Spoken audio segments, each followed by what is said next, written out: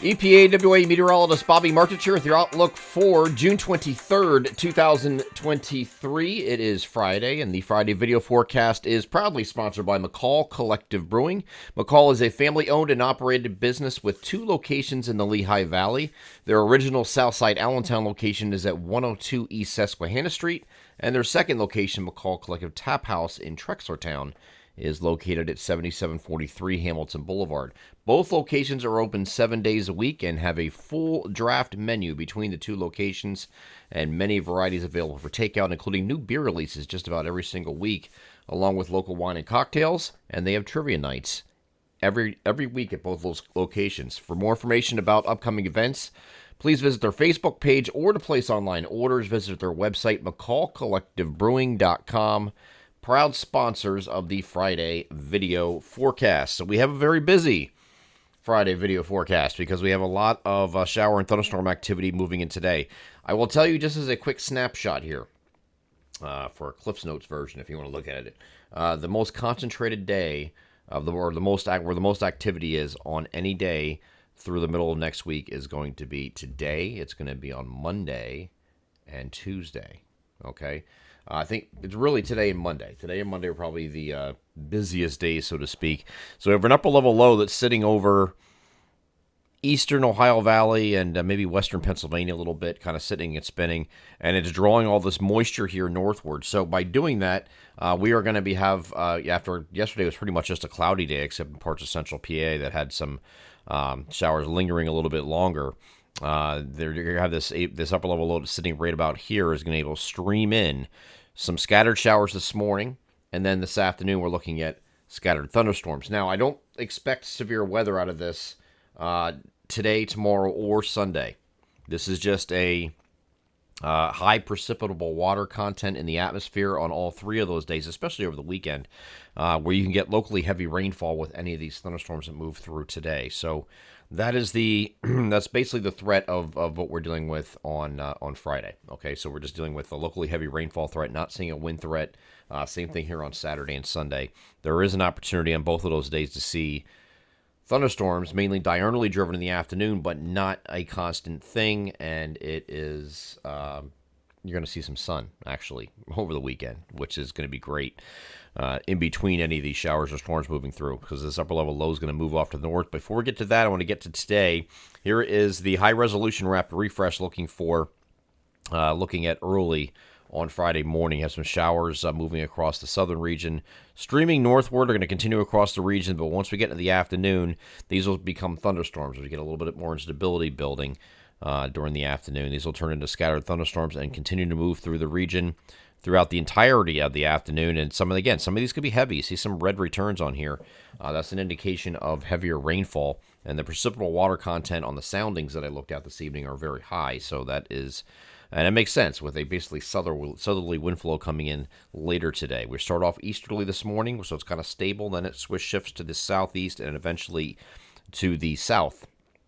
And that's going to allow the humidity to come up, the precipitable water content in the atmosphere to go up, and hence the heavy rainfall and storms. So I don't see anything severe out of this, and no other real threats out of this. No real wind threats. This is just a garden variety storm that just dumps a lot of rain, basically. And these move up northward through the early evening hours, and then we get just very widely scattered activity that continues overnight, that it becomes more isolated. Actually, later in the evening, it becomes isolated to widely scattered, and it's continuing overnight here a little bit. So as we get to Saturday, you can see where the activity is. It's not everywhere. Not everywhere is going to see a thunderstorm, but you can get one. And again, it could be heavier rain involved with that as it does so. Going back to the global models here for Saturday, again, it is favoring the northern areas right now, but I don't want to discount anywhere else. It's possible that some areas don't get anything at all on Saturday. It's just going to be one of those very widely scattered thunderstorm activity. It's going to be favoring the afternoon for that activity to occur when the instability comes up. And the same thing here for Sunday. Sunday's the same deal. Okay? Might be a little bit more inclusive of the area, but I think over the weekend you're kind of like 50-50 on both days. So it just comes to one of those deals. If you have a good radar app, make sure you have it. Have your phone with you so you can look at it if you have anything going on outdoors. Again, over the weekend, today's going to be cloudy. Saturday and Sunday, we have variably cloudy, which means you're going to see some sun at some point. Not constant full sun or anything like that, but you're going to have the sun out and you'll see it over the weekend. That's going to extend here into Monday as well. Now, Monday's a little interesting because we have a very strong shortwave moving through the Great Lakes and another upper-level trough trying to move toward the region. And on the leading edge of this, it's not really shown well here on the European model, but there's going to be a line of scattered showers and thunderstorms. And we could have a severe weather day here on Monday. Now, I don't want to get everybody excited with specifics yet, but it does look to me at first glance, just looking at everything I looked at in the soundings for Monday that I looked at this evening, is pointing to a straight line wind damage threat. Okay, and it's just going to be about placement of this. GFS has this as well. As I go, well, this is starting off at Monday. Here's those scattered showers and thunderstorms. And you can see the line is a little bit further south with this, but you can see there's some pretty good storms with that. Okay, so this is moving through, and this is going to be a straight line wind damage threat as it moves through. Again, any severe thunderstorm, any thunderstorm period can produce a tornado, so that's not out of the question, of course. So I think we're primarily dealing with straight line winds as of now. As we get closer and the convective allowing models come into range, like the NAM, for example, we'll have a better idea of what we're dealing with as far as threat levels. Okay, but certainly as it's looking right now, it's screaming straight line winds to me, but we'll see, okay, as we get closer. And then once we get into next week, Tuesday, we still have a scattered showers and thunderstorms threat here, and the GFS shows the same thing. It's up to this point where they are in agreement, and then after we get past that point into next week, they kind of diverge and go two different directions.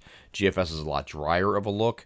Wednesday, still, it looks like this here on the European model. If I go to the GFS for Wednesday, it has this much further east, okay, so that would miss most of our area, be more isolated, and then it has absolutely nothing for Thursday and just going back to partly cloudy skies.